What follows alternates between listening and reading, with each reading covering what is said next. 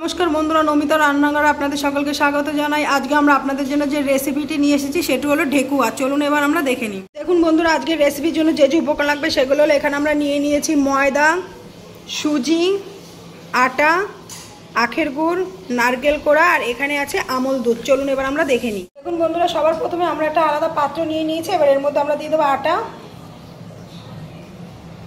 আর দিয়ে দেবো ময়দা, এবার আমরা দিয়ে দেবো সুজি,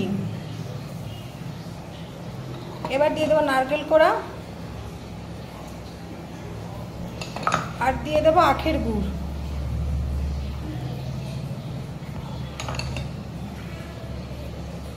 এবার আমরা দিয়ে দেবো স্বাদ মতন লবণ। আর এবার আমরা গুঁড়ো আমল দুধটা এর মধ্যে দিয়ে দেবো।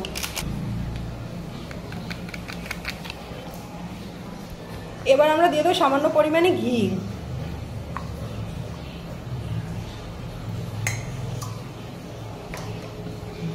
এবার আমরা ভালো করে মেখে নেব। চলুন বন্ধুরা, আমরা একটু ভালো করে মেখে নিই, তারপর আমি আপনাদের দেখাবো।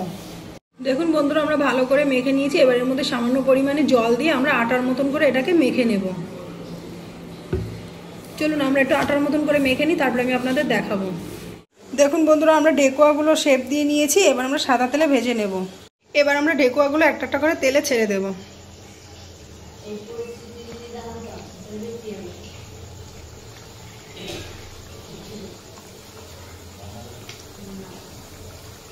দেখুন বন্ধুরা, আমরা ঢেকুয়াগুলো ছেড়ে দিয়েছি তেলে। এবার গ্যাসটা লো ফ্লেমে করে আমরা এটাকে ভেজে নেব। চলুন আমরা ভেজে নিই, তারপরে আমি আপনাদের দেখাবো। দেখুন বন্ধুরা, আমরা ব্রাউন কালার করে ভেজে নিয়েছি। এবার একটা একটা করে তুলে নেব।